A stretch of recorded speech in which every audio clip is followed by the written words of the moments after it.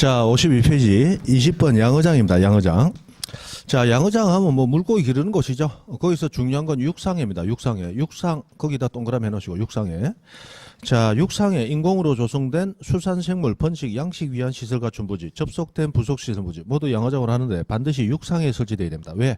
우리는 지적법, 토지 등록하는 걸 배우는 거기 때문에 토지에 설치되어 있는 양어장이어야 됩니다. 육상 양어장이어야 돼요. 그 바다에 있는 가두리 양식장 같은 것은 아예 등록 대상이 아니죠. 반드시 육상에 나와야 된다는 거. 그 다음 21번 수도용지. 수도용지는 뭐 물과 관련된 거예요. 정수, 취수, 저수, 도수, 송수, 배수 해서 전부 수수수 하니까 그런가 보다. 그리고 22번 공원 갑니다. 자, 공원 가면 뭐 일반 공중의 보건 휴양 및 정서 생활에 이용하기 위한 했는데 일반 공중의 보건 휴양 정서 생활 이런 거 외우는 게 아니고 그냥 좋은 말이야. 아, 좋은 말이구나. 그 뒤에 나오는 거 이제 자, 공원이라고 하는 지목과 관련해서는 법 이름 세 가지가 같이 떠오르시면 됩니다. 공원. 자, 공원에서는 첫 번째 국토계획 및 이용에 관한 법률 해서 국토계획법상에서 공원으로 지정되는 부지들이 있어요. 그리고 또 다른 법에서 공원으로 지정한 부지, 도시공원 및 녹지 등에 관한 법률 하는 게 있습니다. 줄여서 도시공원법, 여기서 공원으로 지정되는 부지가 있어요. 그 다음에 세 번째, 자연공원법이라는 법이 있는데 이 자연공원법에 의해서 공원으로 지정되는 부지들이 있습니다. 자, 그런데 이 공원들이라는 이름은 가졌지만 이건 우리 지적법이 공원으로 한 게 아니고 다른 법이 공원으로 지정한 부지들이야. 그럼 우리 지적법에서 용도에 따라 여러 가지 지목 분류하는데 지적법상 지목도 공원으로 할 것인가는 별도로 따져봐야 된다. 우리 지적법의 개념에 따라서 되는 거니까. 그러면 우리 지적법상 지목도 공원으로 할 것인가? 자, 국토계획법상 공원은 공원으로 합니다. 그런데 도시공원법상 공원은 자, 원칙상으로는 공원으로 합니다. 이 도시공원법에서 지정되는 공원들이 아주 많아요. 그런데 예외적으로 도시공원법에 의해서 지정되는 공원 중 묘지공원이라는 이름의 공원이 있습니다. 이 묘지공원은 자, 묘지라는 지목도 있고 공원이라는 지목도 있는데 묘지로 할 것인가 공원으로 할 것인가? 요거는 묘지로 하더라. 여기서 가장 중요한 건 요겁니다. 묘지공원은 묘지이지 공원이 아니다라는 거야. 그 다음 마지막으로 자연공원법상 공원은 대부분 임야이다. 자, 자연공원법에 의해서 지정되는 공원이 우리가 가장 잘 아는 공원들이에요. 국립공원, 도립공원, 군립공원 이런 것들이 있더라. 저 국가가 설립했냐, 도가 설립했냐, 군이 설립했냐에 따라서 국립, 도립, 군립공원이라고 부르는 것들이 있는데 자, 우리 국립공원하고 생각해보면 전부 산이에요. 지리산 국립공원, 한라산 국립공원, 설악산, 속리산, 내장산, 오대산 국립공원 다 뭐예요? 산이다, 산. 그죠? 그래서 이 국립공원은 대부분 산을 전체적으로 공원으로 지정을 해놨기 때문에 그 공원 안에 있는 부지는 대부분 산, 임야이더라라는 거. 대부분 현실적으로 그렇다는 얘기입니다. 그러나 예외적으로 우리 지리산 또는 속리산, 뭐 설악산 안에도 사람이 사는 집 짓고 사는 부지 있겠죠. 그건 돼요. 농사 짓는다면 전답 과수원이 되겠죠. 그러나 그런 것들은 산 전체 면적에 비교하면 아주 극미량의 작은 면적의 토지만 사람이 이용하고 있고 대부분은 산이죠. 그래서 대부분 임야다라고 해요. 대부분 임야.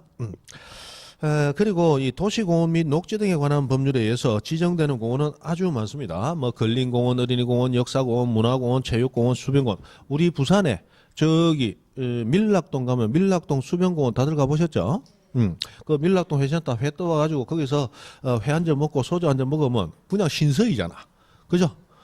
특히 여름 좀 오기 전에 밤에 가면 그 광안대교 불빛밭 탁 구경하면서 한 잔 딱 그죠? 아이고 막 그 천국이 따로 없지. 자, 그 수변공원도 도시공원 및 녹지 등에 관한 법률에 의해서 지정되는 공원이에요. 그럼 그 수변공원 부지는 지목이 뭐다? 공원이다, 공원. 그러나 우리 영락 공원묘원 해놓은 거. 그 공원묘원은 공원이라는 이름이 붙어 있지만 공원일까요? 묘지일까요? 그럼 묘지다, 묘지. 맞죠? 영락 공원묘원, 와, 이거 공원이네 하고 거기서 뭐 고기 구워 먹고 술 한잔 우리 하는 말로 빨고 거기다가 뭐 오동잎하고 뭐 투스텝 밟았다 하면 저기서 그죠? 죽는 거야, 그죠? 그거는 묘지기 때문에 엄숙함과 경건함을 유지시켜줘야 되는 것이지 노는 것이 아니다 말이야. 됐습니다. 그 다음에 23번 체육용지하고 나옵니다. 체육용지. 자, 국민의 건강 정진 등을 위한 체육 활동에 적합하시죠. 자, 그러면 앞에 좋은 말이고, 그 뒤에 나오는 하나하나를 이제 외우시는 거예요. 이게 시험에 나오는 거니까. 종합운동장, 체육용지다. 실내체육관, 체육용지고, 야구장, 골프장, 스키장, 승마장, 경륜장 다 체육용지입니다. 그냥 슬슬 지나가면 안 돼요. 나중에 스키장 해놓고 밑에 보면 24번 유원지죠. 스키장은 지목이 유원지다 하면 대부분은 끄덕끄덕하고 지나갑니다. 스키장 놀러 가는 데 맞잖아. 스키장은 놀러 가는 데다 운동하는 곳이다. 운동하는 곳이다. 이 왜 운동하는 것입니까? 이 놀러 가는 것이지. 하고 따지는 분들은 법에 저항하는 세력이야. 맞죠? 이 반법적 세력. 이 완전 토벌의 대상이 돼야 되는 거야. 이 법이 스키장은 뭐다? 체육하는 곳이다. 운동하는 곳. 골프 운동하는 곳이다. 노는 곳이다. 운동하는 곳이다. 운동. 체육용지단 말이에요. 앞으로 골프장 뭐 골프백 메고 가는데 아이고 또 놀러 다니는가 봐. 그러면 우리는 뒤에서 아이고 지적법을 못 배웠구나. 맞죠? 지적법을 못 배웠구나. 생각하면 돼요. 그 다음에 승마장 경륜장하고 나왔는데 승마장 경륜장도 지목은 뭐더라? 체육용지입니다. 체육용지입니다. 그러나 승마 같은 경우는 유럽의 귀족 스포츠라고 얘기하죠. 어제 제가 뉴스 봤는데 우리나라도 드디어 국민소득 3만 달러 돌파했더라고요. 그죠? 환율과 상관없이 3만 달러 돌파했으니까 제대로 3만 달러 시대로 들어간 건 맞아요. 근데 어제 그 나온 저 패널들도 하는 얘기가 딱 그거더만요. 그죠? 3만 달러이지만 거기 그 뭐 그림을 한 장 보여주는데 국민소득 3만 달러라는데 나는 왜 3달러 같냐? 이런 그림을 보여놓고 그게 지금 우리나라가 얘기하는 빈부격차가 너무 격화가 됐기 때문에 부가 한쪽으로 쏠려버렸다는 얘기예요. 그죠? 3만 달러 같으면 기본적으로 국민이 있으면 우리 집에 갓난 애 지금 영아 난지 일주일 된 애기가 있어 걔도 3만 달러 소득이 있어야 되는 거야. 그러면 4인 가족 같으면 4, 3, 12, 12만 달러 지금으로 하면 한 1년에 1억 2천 넘어서 1억 한 2,300만 원? 1억 한 3천만 원 가까운 소득이 나와야 4인 가족입니다. 그게 3만 달러라는 거거든. 맞죠? 한 사람당 3만 달러야. 뭐 애기든 어른이든 상관없어. 무조건 1인당 3만 달러. 우리 집도 4인 가족입니다. 1억 2천 얼마 돼야 되는데 아깝게 1억 1,900에서 왔다 갔다 하면서 조금 더 많이 작다. 그죠? 빈부격차가 너무 심하기 때문에 그래요. 맞죠? 일부만 가져간다. 우리나라는 지금 친기업, 친재벌 중심이기 때문에 그 소득의 대부분을 누가 가져갔다? 저 기업이 다 가져갔단 말이에요. 실제로 가처분 소득 따라가지고 개인이 처분할 수 있는 소득, 기업 이익을 빼고 개인적으로 따져봐야 되는데 가처분 소득 따지면 형편이 좀 낮을 거예요. 거기서 어제 하는 얘기가 뭐냐면 자, 국민소득 2만 달러가 되면 골프 치러 다닌다 그래. 국민소득 3만 달러가 되면 승마를 하게 된다 그래요. 승마. 그 승마는 놀러 다니는 거다, 운동하는 거다. 운동하는 거예요. 국민소득 4만 달러가 되면 요트를 탄다고 그러더만요. 그런데 지금 3만 달러는 아직까지 선진국이라고 얘기할 수 없죠. 3만 달러 선진국 얘기할 수 없어요. 3만 달러가 아니고 지금 4만 달러 선은 돼야 그래도 선진국 얘기가 나올 겁니다. 우리나라도 지금 그것도 그렇더만요. 3만 달러까지는 누구나 올라간다. 그런데 3만에서 4만 가는 것은 단순히 경제력만 얘기하는 게 아니고 그 나라의 그 국민들의 문화의식, 의식 수준 이런 게 달리는 게 4만 달러이기 때문에 4만 달러 가는 거는 아예 격이 다른 얘기다. 3만에서 4만 가는 거 그만큼 쉽지 않다는 얘기죠.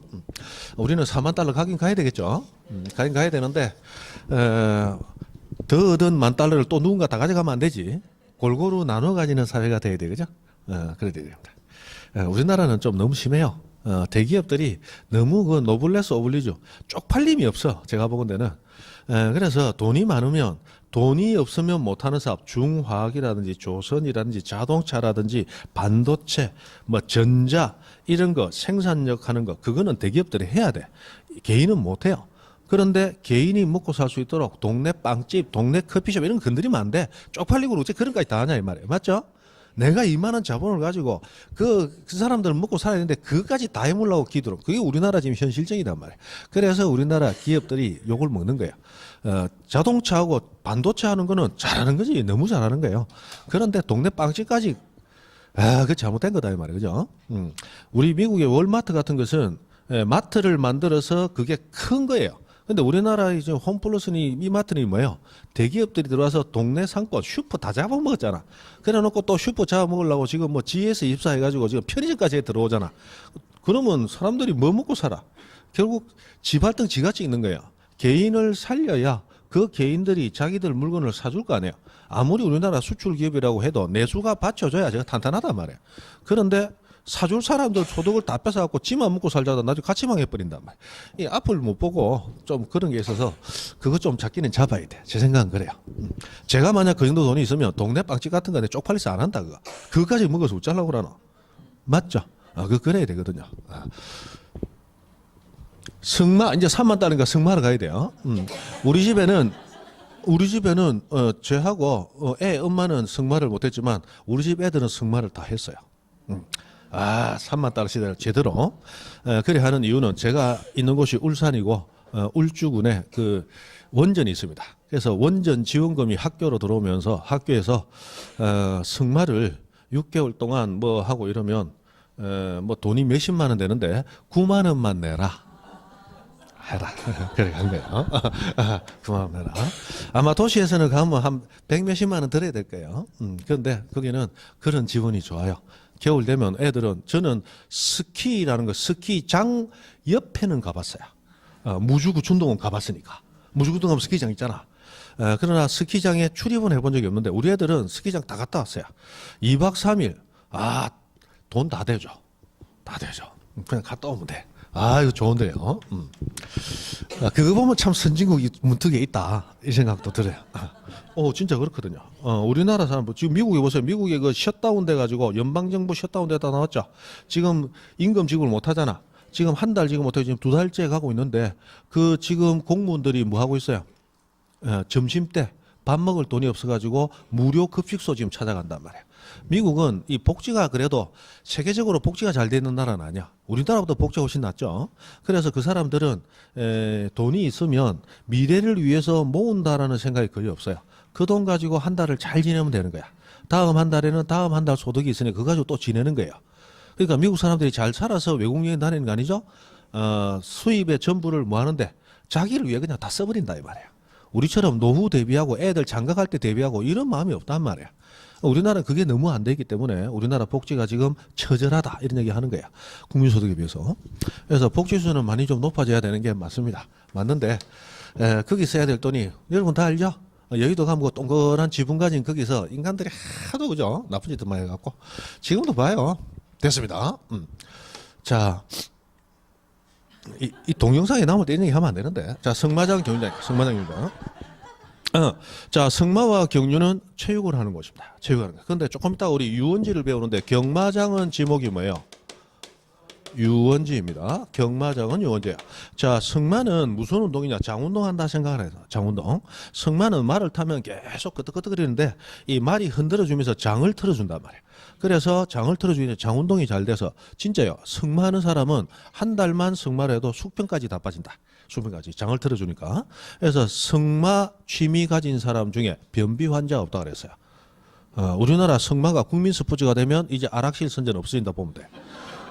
그럼 돼. 승마는 장운동, 장을 잘 틀어준다 이 말이에요. 그럼 경유는 뭐 하는 거예요? 경유는 자전거 경주하는 데죠. 경륜장 가면 그 경륜장 기수 다리통 보면 이거는 체육하는 곳 맞단 말이에요. 근데 경마장 가서 경마장 기수 다리통 보면 옷은 불렁불렁하고 안에 꼬재기가 왔다 갔다 한단 말이에요. 자, 그러면 그거 보고 사람이 운동한다고 할 수 있나? 아니다.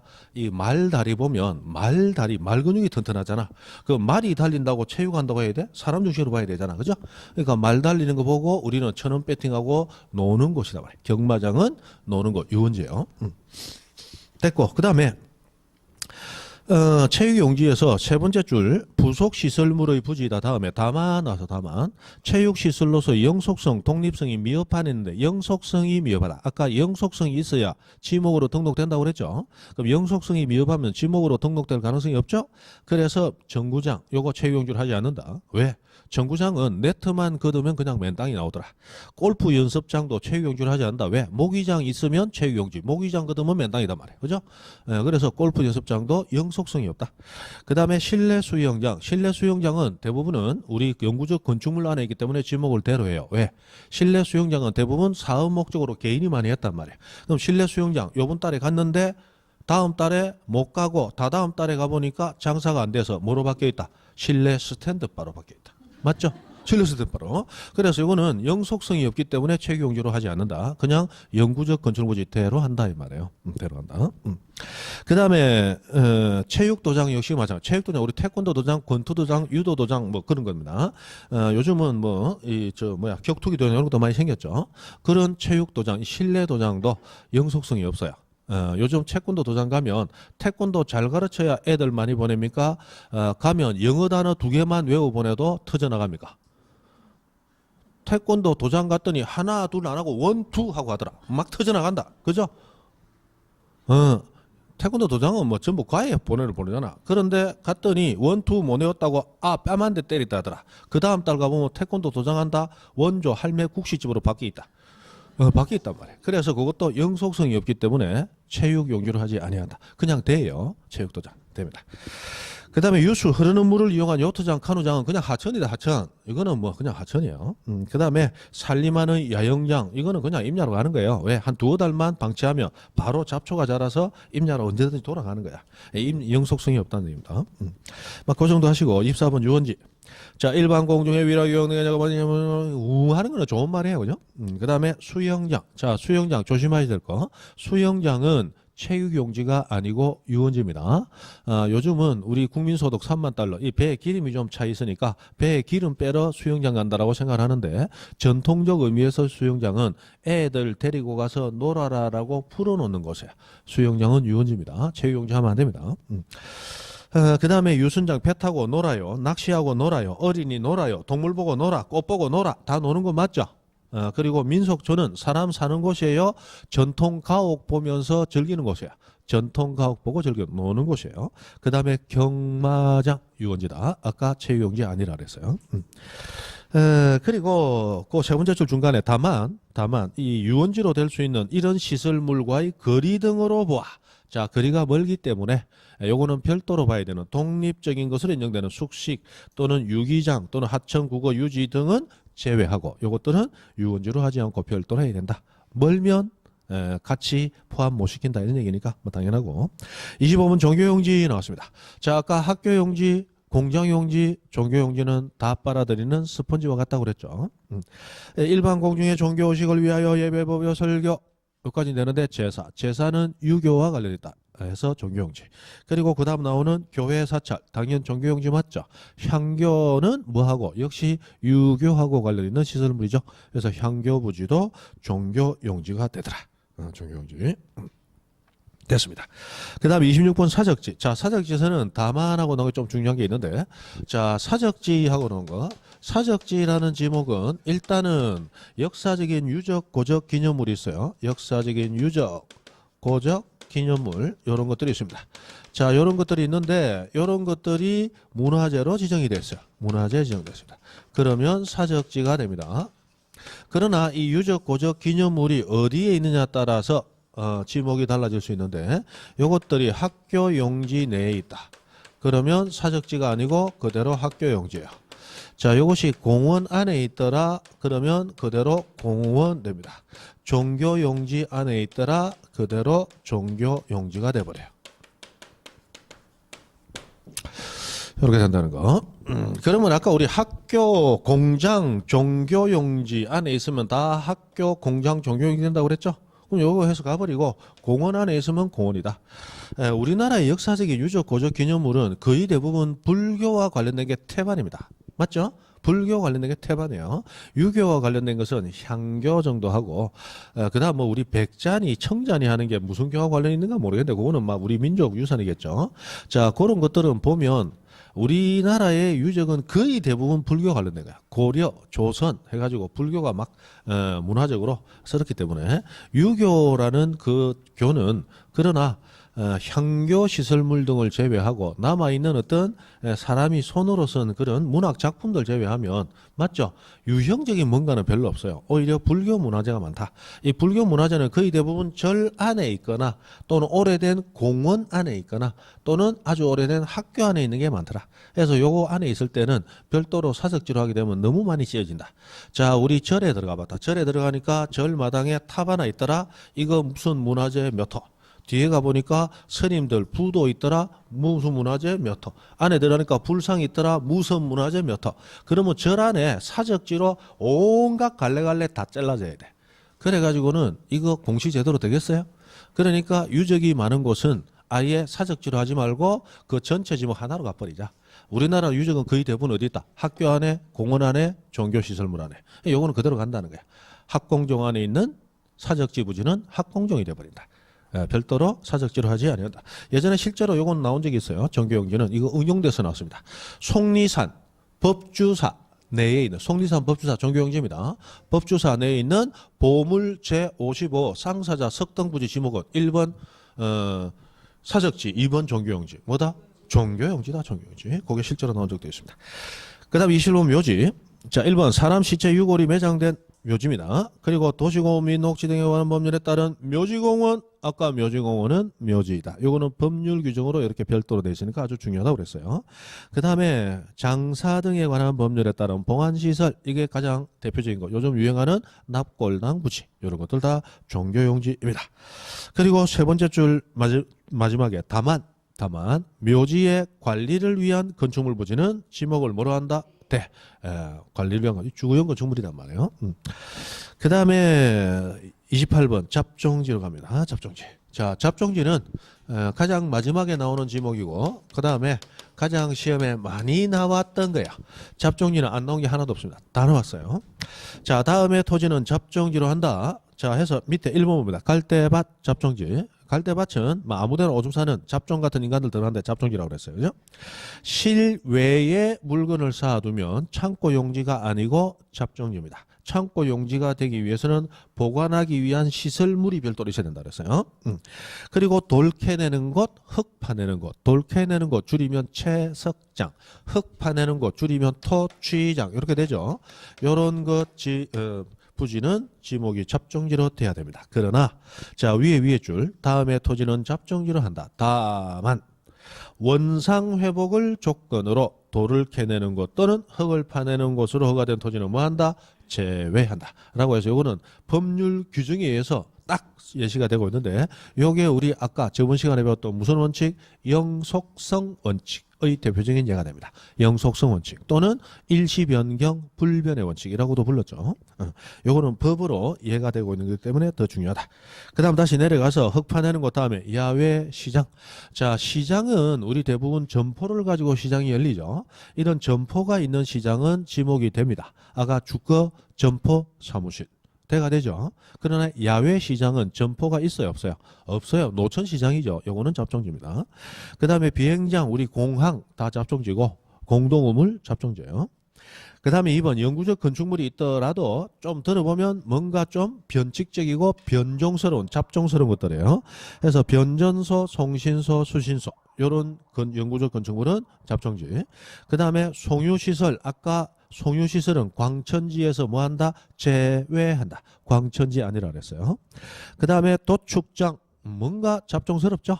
도축장, 가축 도살장.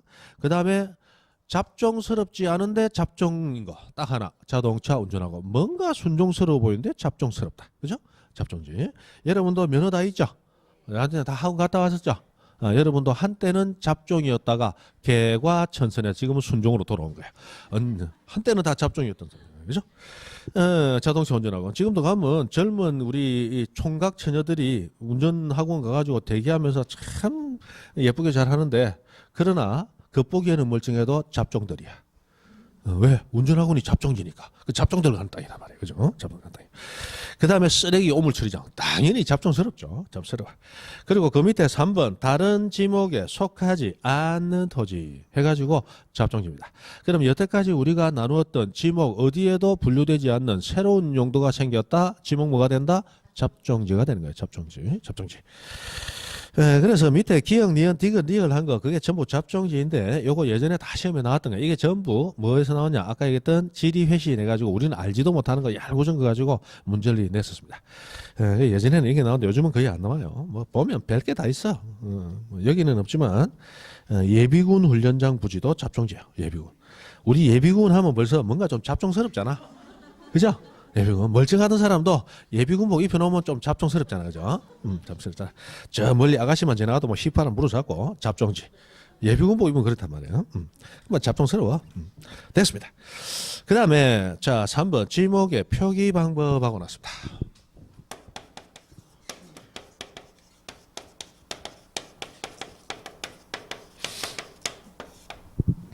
자, 우리 7가지 지적 공부가 있는데 조금 이따 지적 공부 배울 거예요. 자, 지적 공부가 있는데 그 지적 공부 7가지 가운데 4가지 지적 공부에만 지목이 등록됩니다.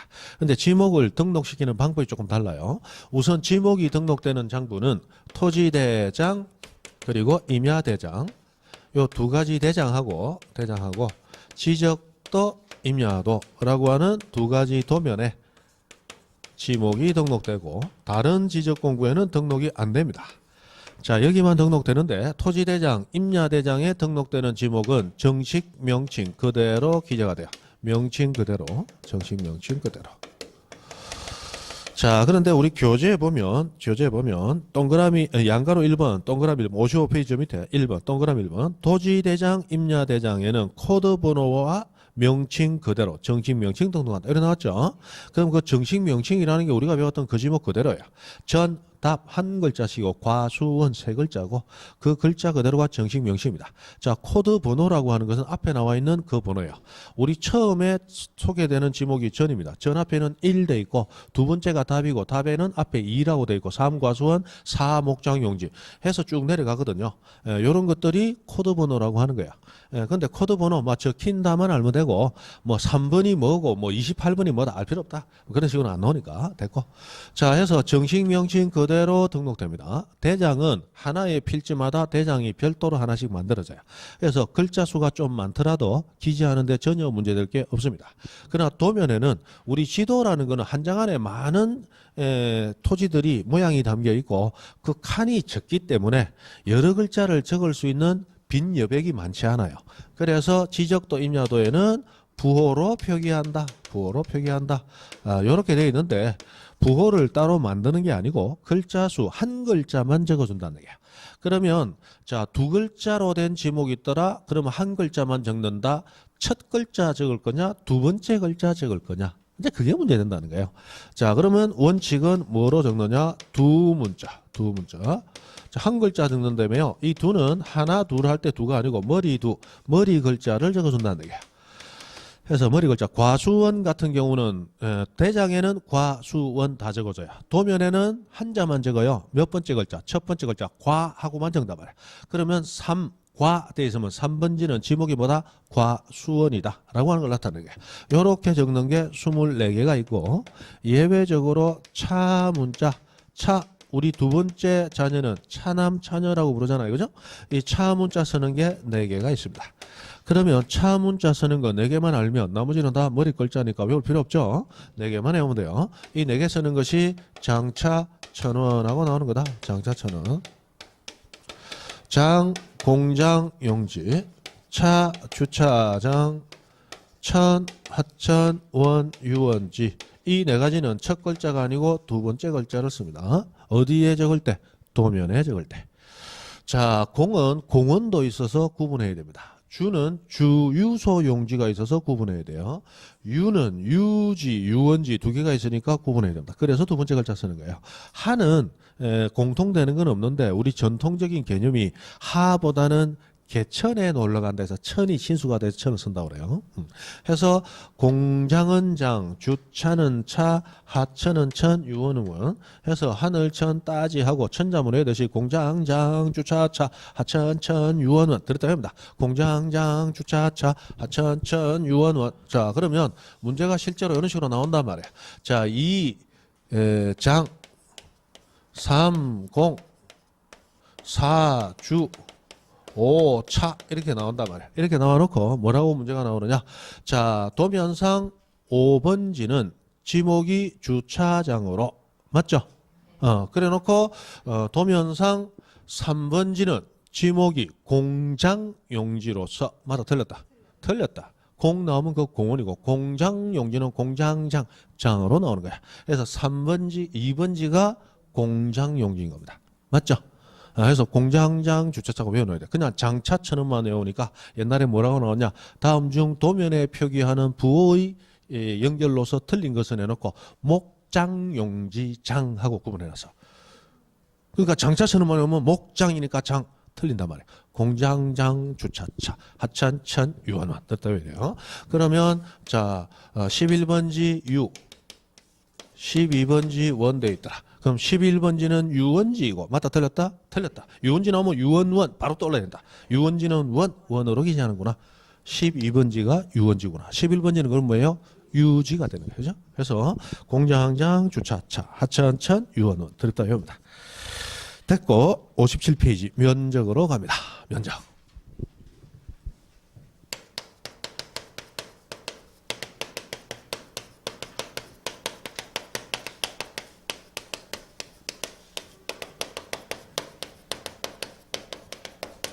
자, 우리나라의 토지 면적은 수평 면상의 넓이, 수평 면적으로 등록을 합니다.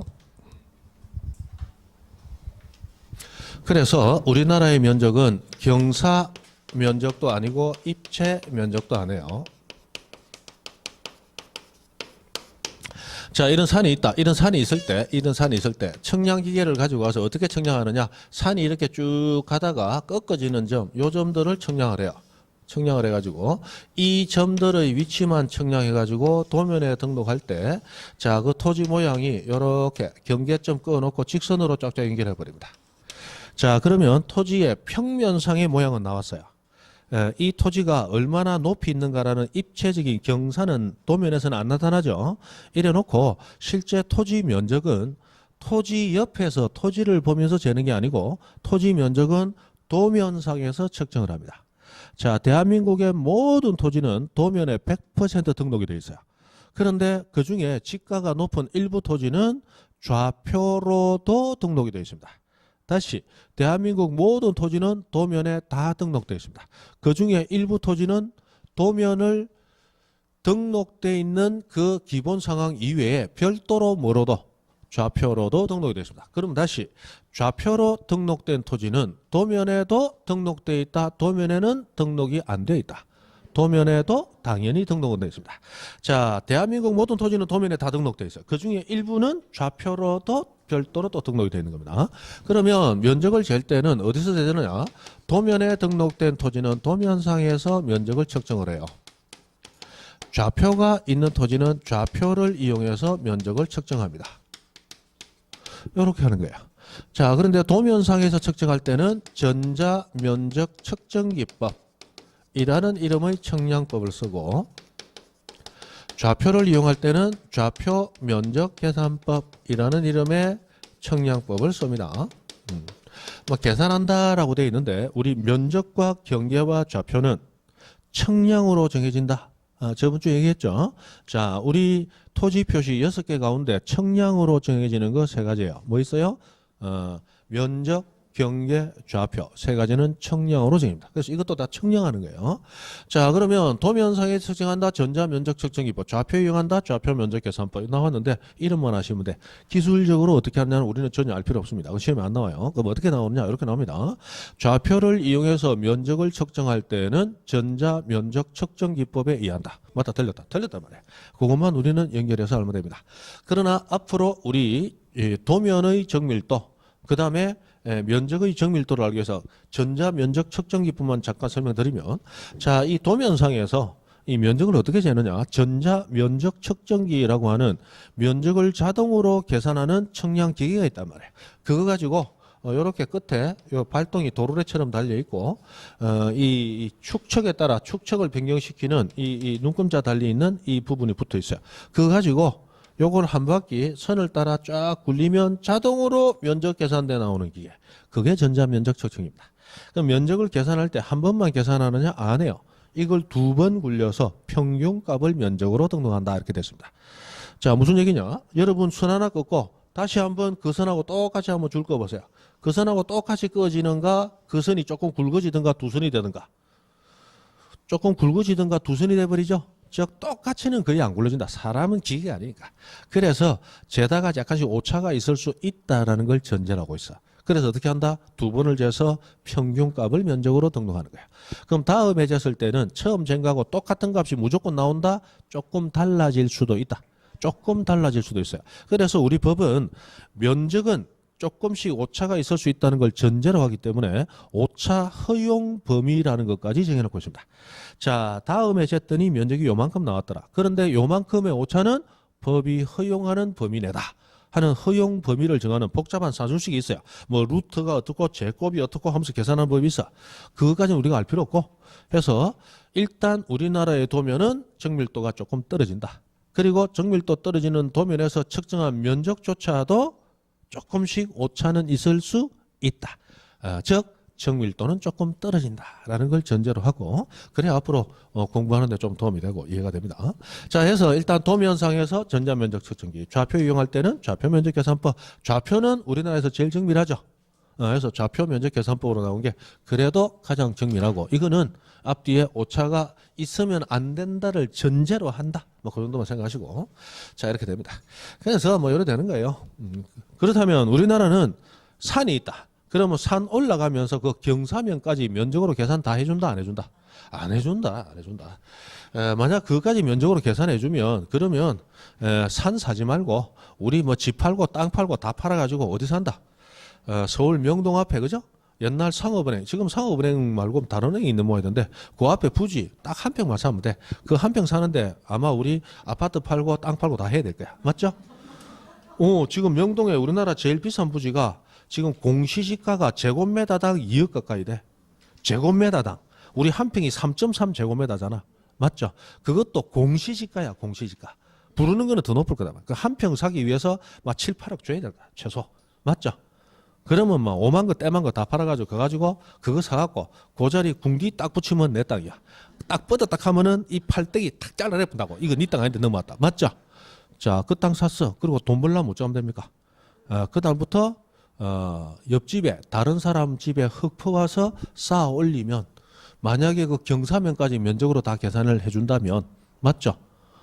우리 열심히 돈 벌러 일하러 다닌다. 너무 흙훔치 와서 내 땅 위에 갖다 부분다.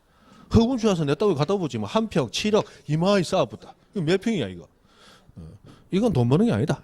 자, 이것은 땅이 면적이 자꾸 커지는 게 아니고 면적은 똑같고 다만 그 땅이 가지고 있는 흙의 양만 자꾸 많아지는 거예요. 흙의 양만. 맞죠? 우리 산은 면적이 큰 땅이에요. 다른 땅보다 흙을 많이 가진 땅이에요. 흙을 많이 가진 땅이다 이 말이에요. 그죠? 그래 되는 겁니다. 그래서 수평 면적의 넓이를 등록하는 거예요. 그럼 면적을 등록할 때 어떻게 등록하느냐? 그게 이제 중요한데, 자, 우리 면적은 기본적으로 도면상에서 측정한다 그랬어요. 그러면 도면은 그 축척에 따라 정밀도가 달라지잖아요, 그죠? 자, 우리 축척 다시 한번 간단하게 저번에 한번 했을 텐데 1000분의 1에서 6000분의 1까지 500분의 1에서 6000분의 1까지 자, 우리 지적도라는 도면이 있고 임야도라는 도면이 있어요. 자, 지적도는 7가지 축척, 임야도는 2가지 축척 중에 하나를 씁니다. 이 축척도 이제 다 외우셔야 돼요. 작년에 처음으로 나왔습니다. 자, 500분의 1, 600분의 1, 1000분의 1, 1200분의 1, 2400, 3600분의 1 해서 7가지 중에 한 가지 축척을 쓰는 게 지적도입니다. 그리고 임야도는 3000분의 1 또는 6000분의 1 두 가지 중에 하나의 축척을 쓰는데 임야도는 6000분의 1이 압도적으로 많이 쓰이고 있고 지적도는 1200분의 1이 일반적으로 제일 많이 쓰이고 있다 이렇게 얘기합니다. 자, 여기서 500분의 1 쪽으로 갈수록 큰 축척이다 이렇게 얘기하고 큰 축척일수록 정밀도는 대단히 높아집니다. 자, 6000분의 1로 갈수록 작은 축척이다. 그리고 작은 축척으로 갈수록 정밀도는 대단히 낮아지게 돼요. 자, 이렇게 되는데 큰 축척, 작은 축척 정밀도 높다 낮다 이게 구분이 돼야 됩니다. 자, 예를 들어서 우리 앞면에 보이는 이 칠판 있는 이 앞면이 이 벽이 한 필지 토지다. 그러면 이 한 필지 토지를 500분의 1 축적 도면에 담았다. 요만하게 나왔다 가정을 합니다. 그러면 6000분의 1 축적에 담았다. 6000분의 1은 길이를 6000분의 1로 줄인 거야. 500분의 1은 500분의 1로만 줄인 거예요. 그럼 6000분의 1로 줄이면 이거보다 더 크게 나온다 작게 나온다 적게 나와. 500과 6000은 12배의 차이가 있거든요. 그러면 이 한 선이 다시 12등분이 돼가지고 맞죠? 12등분 중에 한 등분이 6000분의 1에서 요 길이가 나오는 거야.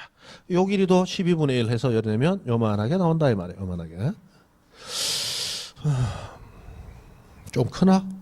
이 정도 나와요. 자, 그랬을 때 우리 앞에 있는 이 토지가 가다가 조금 꺾여져 들어갔다가 나오는 부분이 있다. 그러면 요만큼의 굴곡도 500분의 1에서는 표현이 됐어요. 그러나 6000분의 1에는 표현된다 안 된다? 안 됩니다. 그래서 적게 줄여서 토지 모양이 도면에서 크게 나타날수록 보다 정밀하게 토지 현황을 우리는 파악할 수 있어요. 그래서 500분의 1로 가까울수록 즉 토지 크기가 크게 나타나는 축적일수록 보다 정밀하다. 됩니까? 확 줄여버릴수록 토지 크기가 작게 나타나는 축적일수록 정밀도는 보다 떨어지는 거예요. 여기 보면 그냥 반듯한 것 같은데 가보면 울퉁불퉁하단 말이에요. 이 울퉁불퉁함까지 나오기 위해서는 보다 크게 나타내야 됩니다. 그러면 이런 울퉁불퉁한 요면까지 일일이 다 측량을 해야 되니까 500분의 1 쪽으로 할수록 비용은 보다 더 많이 들겠죠. 보다 많은 측량을 해줘야 되니까. 그래서 500분의 1 쪽으로 할수록 큰 축척이고 정밀하다. 토지가 크게 나타나는 축척이고 보다 정밀하고 비용은 많이 든다. 6000분의 1로 갈수록 확 줄였으니까 크기가 작게 나타난다. 작은 축척이고 정밀도 떨어지고 비용도 작게 된단 말이에요. 그러면 토지 가격이 비싼 토지다. 가격이 높다. 그런데 정밀도가 굉장히 낮으면 그러면 정확한 토지 경계를 제대로 알아내기가 어렵겠죠. 그러면 토지 소유자 간에 칼싸움이 일어난단 말이에요. 경계 분쟁이 일어나게 돼요.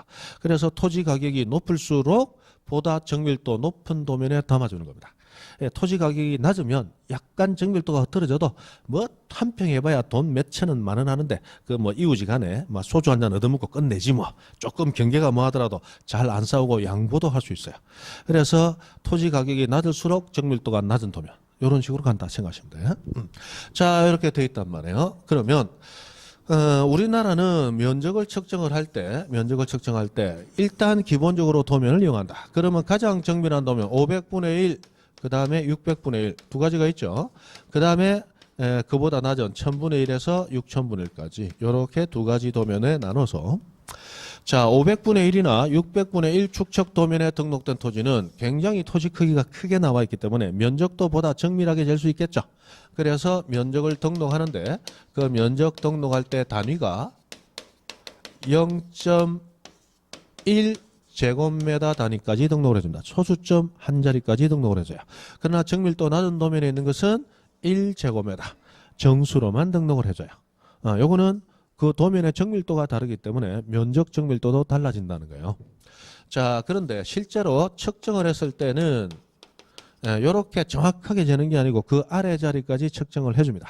그래서 예를 들어 이렇게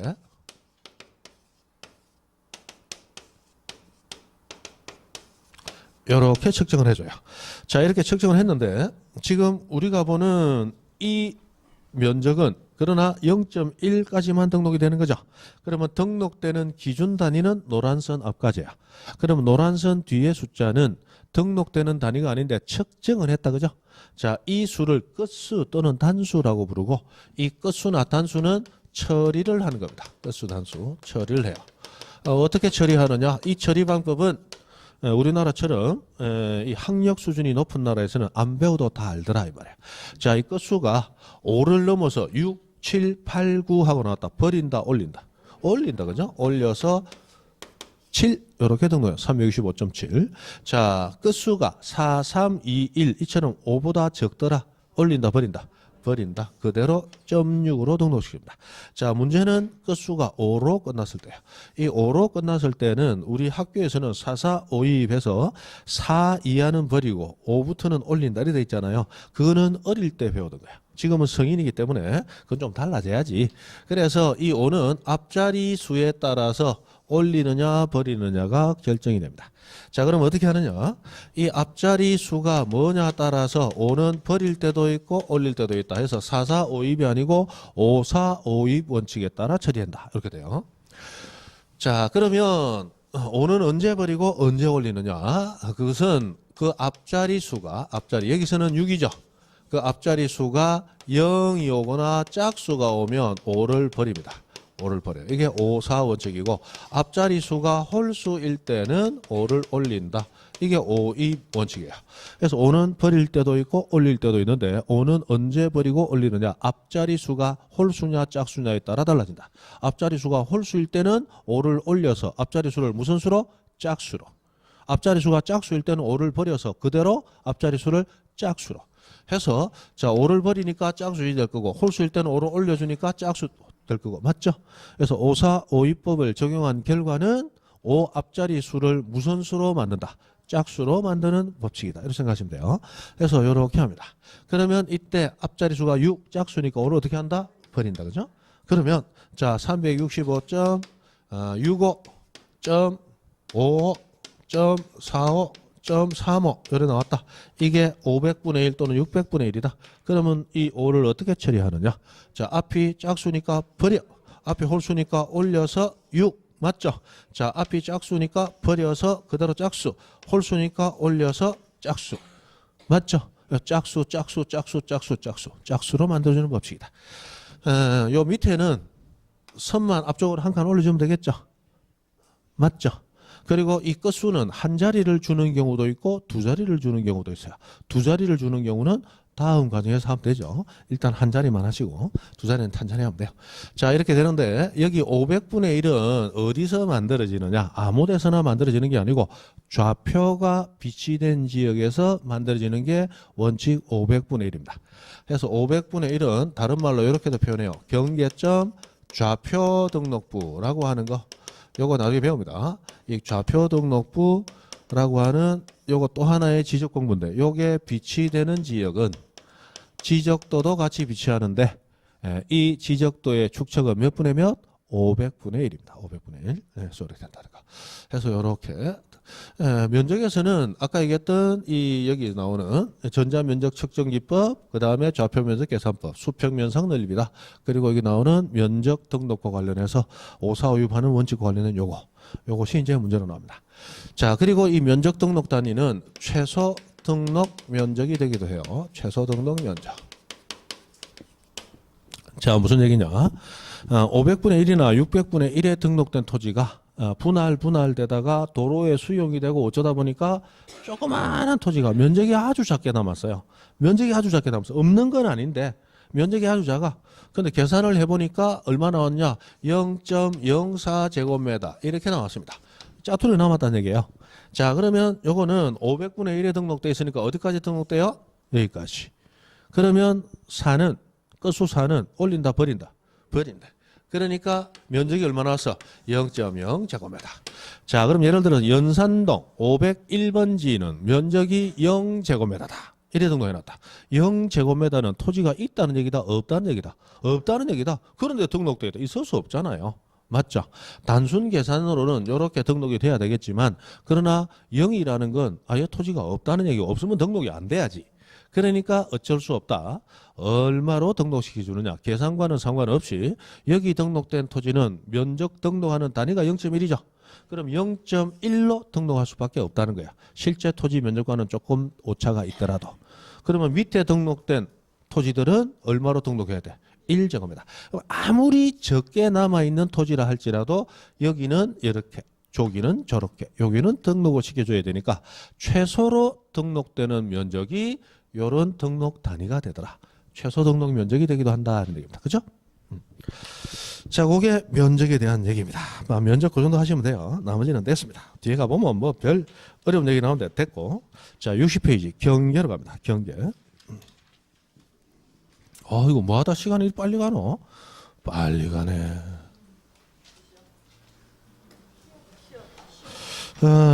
예. 이래서 쉬고 저래서 쉬면 언제 공부합니까? 그죠? 자, 경계. 자, 경계. 요거 10분 쉬었답니다. 그죠?